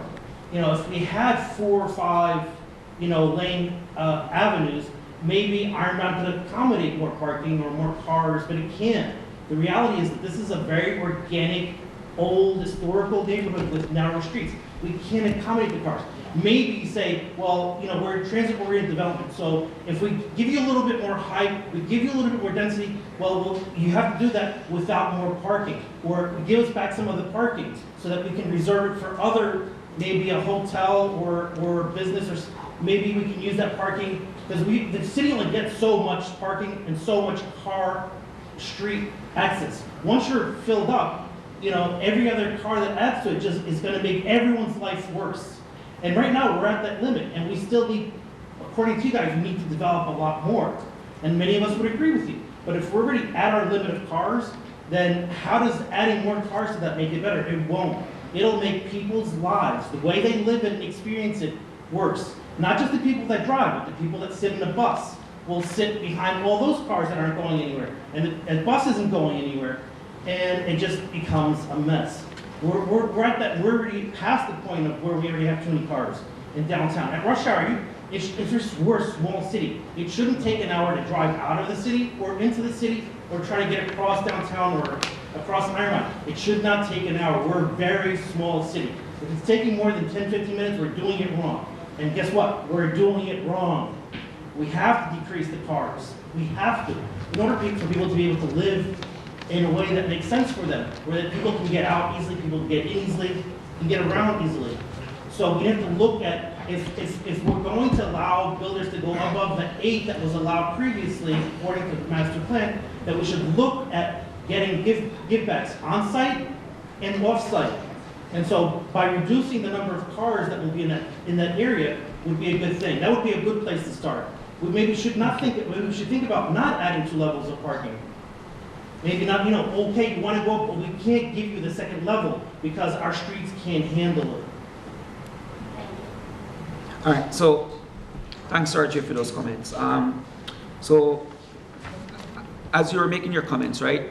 Oh, sorry. In the essence of time, I'm going to take 2 more comments from people that we haven't heard from. As we know, the last 2 hours we've been sort of reiterating and rehashing the same thing over and over again.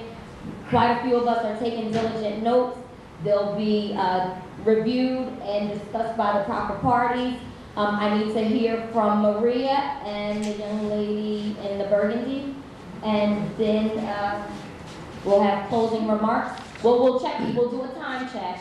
Oh, and also, if you have not been, if your issue or what you want to speak on has not been discussed, please write it down. We're encouraging you to write it down, give it to one of us, and it will be taken into consideration. So Sergio, the onus was on Serge to secure the place and the time and all that good stuff. Next Thursday, 6:30, SCP.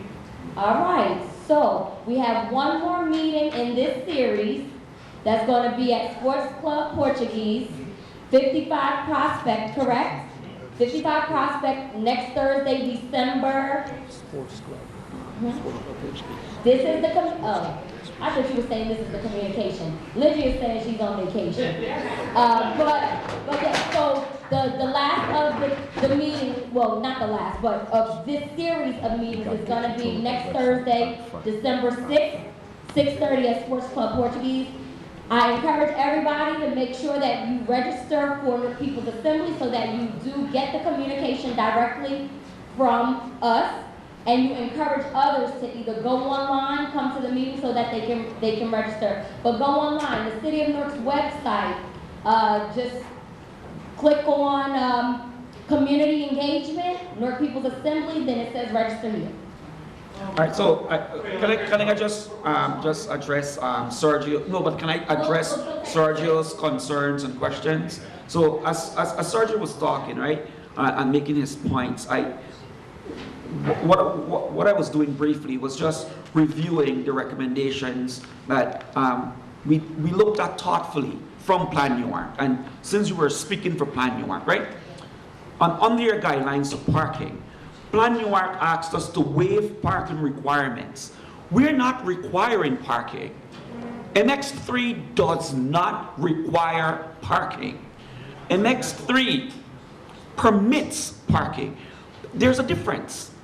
We are not requiring parking. Second, prohibit parking as a principal use. Parking was never a principal use of MX3. Never. And again, all of the transparency guidelines as asked for from Plan Newark, reading our ordinance and reading your guidelines, they are all there. And again, I ask, apart, substantively, apart from us having this back and forth banter on 10 floors and 120 feet, as opposed to a maximum height of 145 feet, there is absolutely nothing, and I'll go on record by saying absolutely nothing else in all of Plan Newark's recommendation that we have not followed. Yeah, I'm going to try to make this very quick, and I'm going to try to be gentle. First, definitely I think that the height should not be, except for everything else, except for the height. The height is the big sticking point here. So I'm not a planner, I'm a regular ass person. I get the step back a little bit, that I understand. I want my sidewalk to definitely be wider, and I want them to capture the stormwater, because I hate the flooding. I understand that part. But the point that really is going to affect me is this height, because as I'm walking and these big buildings next to a small building, that's going to make a difference for me. And I think that that's where we need to reach some level of compromise. 12 stories is not the compromise, right? And like all good negotiations, you came higher, you came down to 12, which seemed like it's where you intended to be from the beginning. Which, that was the impression given. That's the impression still widely held. So I think in the effort, in the spirit of compromise, we do need to, it's not 145 feet. That for me is the sticking point for sure. And what I would like is a big show of faith from the city that you are listening and that you come down to 120, or we can negotiate, but 145 is way too high for me still. That's my main point. But then to the crowd of us, there needs to be a hell of a lot more at the meeting on the 6th, and then we need to all be calling out council people and telling them, they better get in the way of this if it doesn't come down. We need to make sure that this is not just us yelling at these meetings. We need to also yell at our council people, make sure that they do their jobs and represent us, and this is not what we want. So the fact that we're having these meetings is great, but then we need to put the pressure on the council people to make sure that they don't vote something that is 145, and we're requesting that the height come down, all right? And just to know on your point, right? On your point, you're spot on. I don't need a note. I just want 120 feet. Hi, good evening. So, yes, I agree with Maria 100%. But also, I'm here speaking as a resident because this is not my area of work. I don't know a whole lot about this. I know more about environmental issues that, folks have spoken about, like flooding, heat island effect, reasons why we don't want more concrete. There are many good reasons. Emily spoke about climate change. It is happening as we speak. And I just, I mentioned this a year ago. I feel like Newark has the opportunity to do something innovative and forward-thinking, and right now we're still just status quo. you know, we're business as usual. And business as usual is gonna be very dangerous in the next 10 years. So in terms of like what we wanna see, you know, we were asked what we want to see. We really need flood mitigation. So, you know, those setbacks are super important because we're thinking of things like, you know, green infrastructure, right? You can't do that when when you barely have room to walk on a sidewalk. You can't have even normal tree pits, much less, you know, the type that help mitigate flooding. You know, we're looking at how to make this a more walkable Ironbound. And I know there are lots of cars already.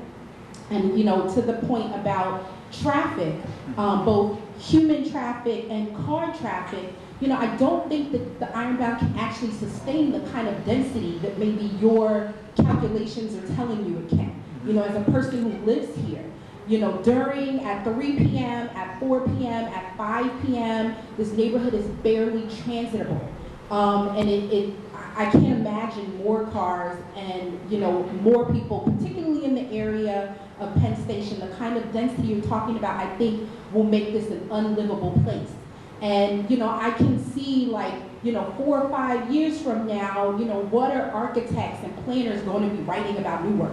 Are they going to say, like, this was, you know, a terrible plan that made a city unlivable, you know, in the downtown area? Or, you know, look at this innovative, you know, forward-thinking, environmentally sustainable, people-friendly, you know, development that the city of Newark undertook 5 or 10 years prior. So, you know, I feel like we're at a junction, but again, the thinking has to be a little bit more outside of the box and has to take into account things that most developers don't really care about, right? They are more economically focused. They're not thinking about the types of things that we're thinking about, those of us who want to continue to live here. Despite all of the obstacles, this is where we live. And, you know, for people like me, there's not really anywhere I'm going to go that's much different. So, you know, it was always my intention to try to make this the best place possible for myself and my family to live. So, you know, again, you know, things that make the quality of life better, more walkable, greener, the air more breathable, the streets more passable. Those are the types of things that we want to see with any kind of development. Putting more people upon people upon people, you know, without really increasing the amenities. You know, the amenities, the services, drastically improving the infrastructure could really, you know, actually lead to a situation where 5 or 10 years down the line, you know, we will really be looked at as a city that went the wrong way at a crucial moment. Thank you. So and thanks for those comments, right? And I know there wasn't a question involved there, but there are comments, and there are mostly comments. Now, if you take a closer look, and we did share out key facts about MX3, and if you really look at the standards we have set for buildings over eight stories, right?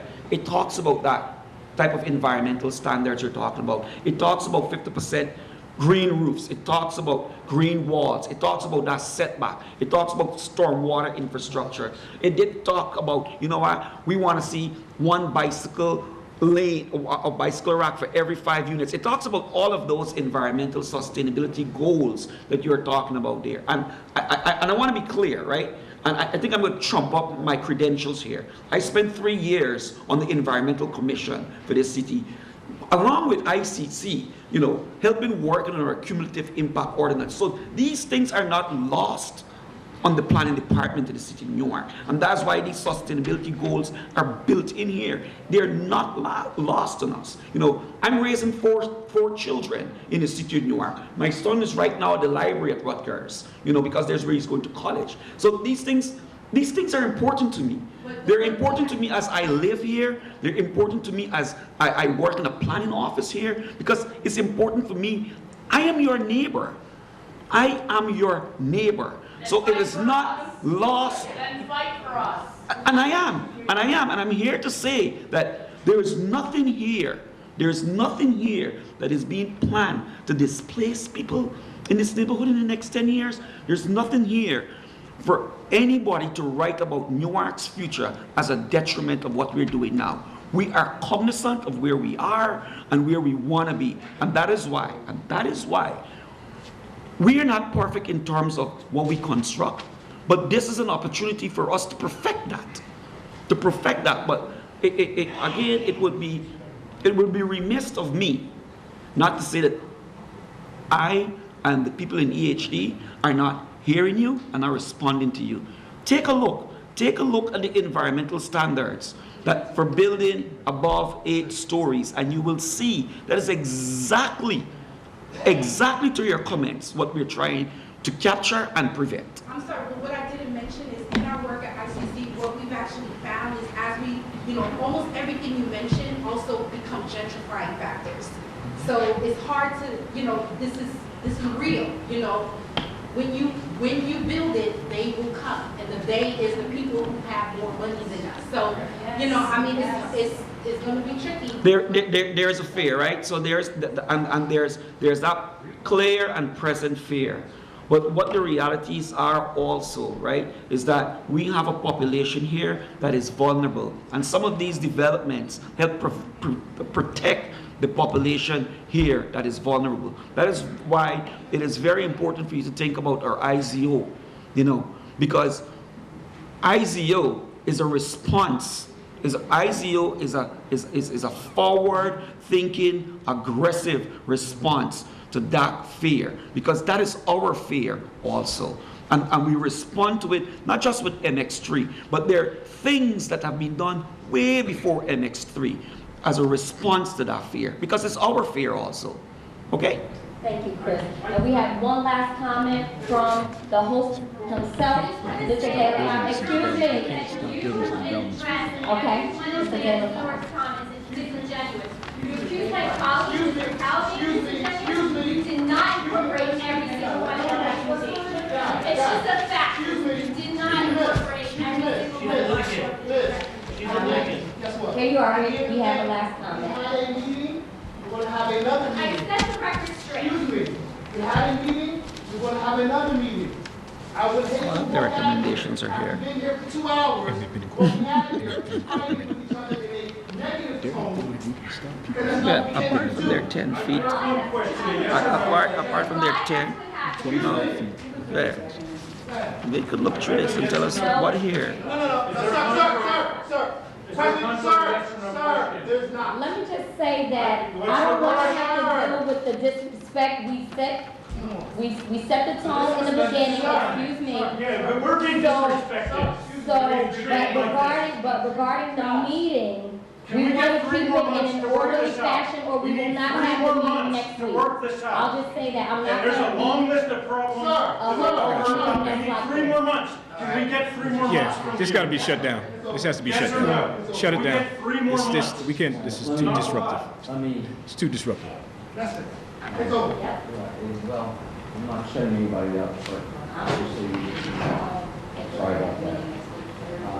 I was going to make a couple of quick comments, and I will be as brief as possible. First of all, I want to personally acknowledge a couple of very, very brief comments. First of all, I want to personally acknowledge that I made some comments early in the meeting when I didn't have the floor, and I do apologize for making those comments when I didn't have the floor.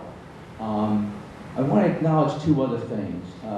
One is, Kenyatta made a number of statements regarding a number of things that the city is making efforts at regarding equity in the city, and those are accurate statements, and I'm working diligently with you and others on those. Right to counsel is an example. I would say, also contrastly, that our efforts on right to counsel are inclusionary, are intensive, and take time and effort, and we don't seem to be within that on this particular matter.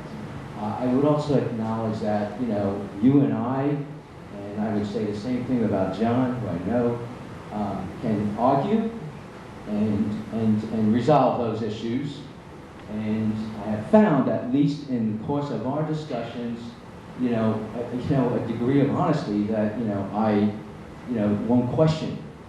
The problem is that the process that we we have to acknowledge that a lot of us are coming from quote-unquote good places. You have a responsibility to the city, acknowledging that you're working in a neighborhood. We have a responsibility to our neighborhood, acknowledging we have a responsibility within the city. Okay, but how do we reach the sweet spot between those things, such as 10 stories and 120 feet, as an example? And the process has not been set up to reach the sweet spot as we entered this room and saw it. The tone of the meeting has gotten better, and I would say that, you know, the proof obviously will be in the pudding in the end, but what is the next meeting going to be about? Because we can't have this banter all over again. You need to report back to us and give us feedback on a lot of what you heard. That is an exchange and that is dialogue, and we need to know where we stand with 10 stories, 120 feet, or whether you want to continue to go to 145 feet, up zone with little give back. And the sustainability issues, that doesn't address my concerns about equity. Because if you're going to up zone and give the developer so much more, mandate the affordability, for example, or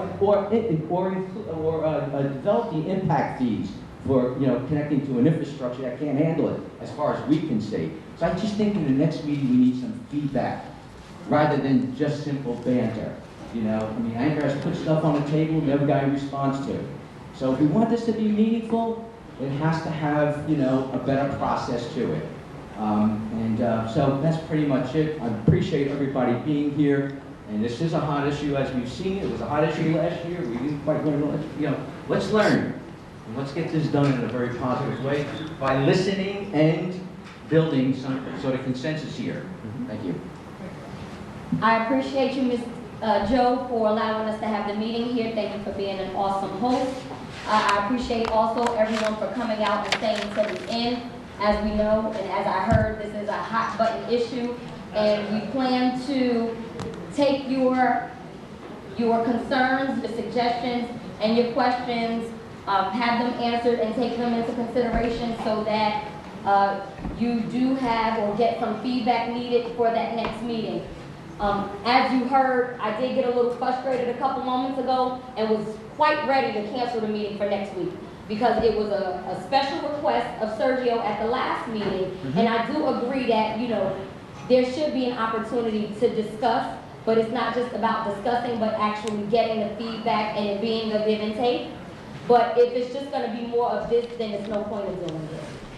So if we can agree to disagree, which is the tone that we tried to set in the beginning, not speak out of turn, be respectful of each other, then I don't mind, you know, having the continued meeting. I also just want to add that it was mentioned earlier about rent control and affordability, and that actually is the topic of the next series of North People's Assembly meetings. So we plan to have more conversation with housing and economic development as it relates to affordability, rent control, living, owning, and renting in the city of Newark. So that's just a heads up. Hopefully we can start having those meetings in or about January. So if you have nothing else to say, no closing remarks, I think everybody said closing remarks. So again, I thank you so much for coming. And please make sure that you register with North People's Assembly to stay abreast of what's going on, and you receive the emails. Thank you so much.